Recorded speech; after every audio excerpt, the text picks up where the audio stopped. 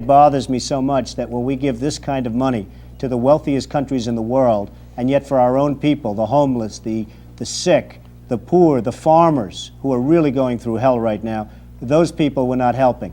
And why should we? I think it's ridiculous. And this country shouldn't be raising taxes. We ought to be lowering taxes. We should have a surplus, not a deficit. Because the kind of money that I'm talking about, and you can call them, as the gentleman before said, you can call it a tax, you can call it whatever you want to call it.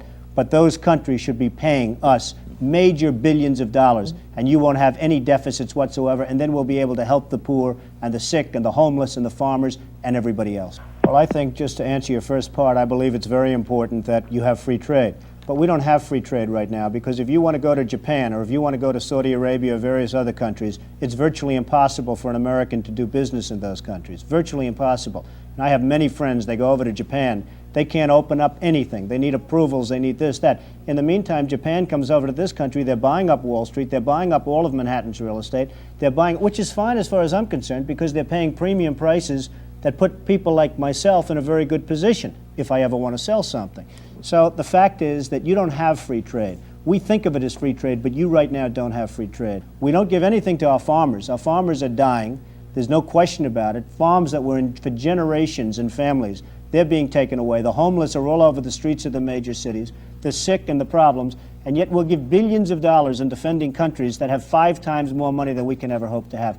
It's ridiculous. I'm not talking about taxing. I think that people should make a contribution, and a major contribution, other countries, to this country for what we're doing to keep their freedom and to keep them free and to allow them to be free. And would you rather have that, or would you rather see this country to go totally bust in another couple of years, because this country cannot afford to defend Japan and every other country in the world? It just cannot afford it. It wouldn't be a tax. It would be more a payment in kind, like for landing space at airports, right? It would be, you could call it anything you want. Yeah. To be perfectly honest, I don't care what it's called, but I think that Japan and all of these other countries should certainly pay. They can well afford to pay.